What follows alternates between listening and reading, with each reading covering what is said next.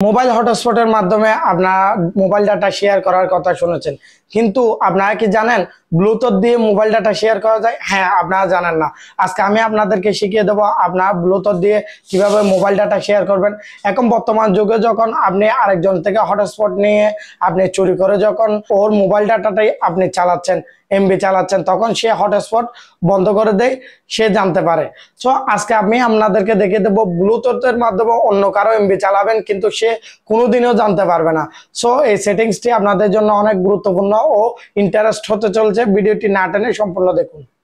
So আপনার সবাই যে ফোন থেকে ওয়াইফাই বা এমবি কানেক্ট নেবেন সেই ফোনের মোবাইল স্ক্রিনে চলে আসবেন। মোবাইল স্ক্রিনে আসার পর সর্বপ্রথম আপনারা সেটিংস অপশনে চলে যাবেন। আমি সেটিংস অপশনে ক্লিক করতেছি। আপনারা এভাবে করে সেটিংস অপশনে ক্লিক করবেন, আপনাদের সামনে এরকম একটি ইন্টারফেস শো করবে।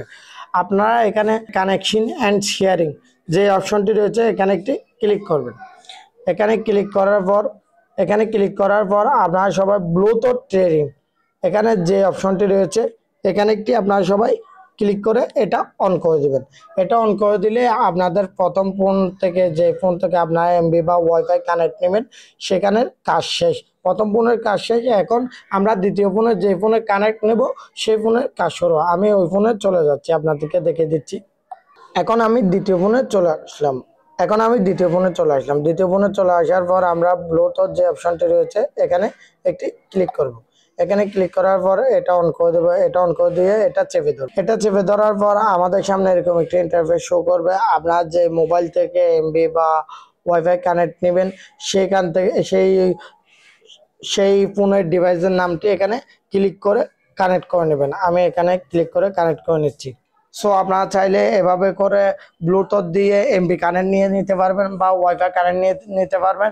সে কোনোদিনও বুঝতে পারবে না তার এমবি যে আপনি চালাচ্ছেন। সো এভাবে করে আপনারা চুরি করে অন্যজনের এমবি বা ডাটা চালাতে পারেন।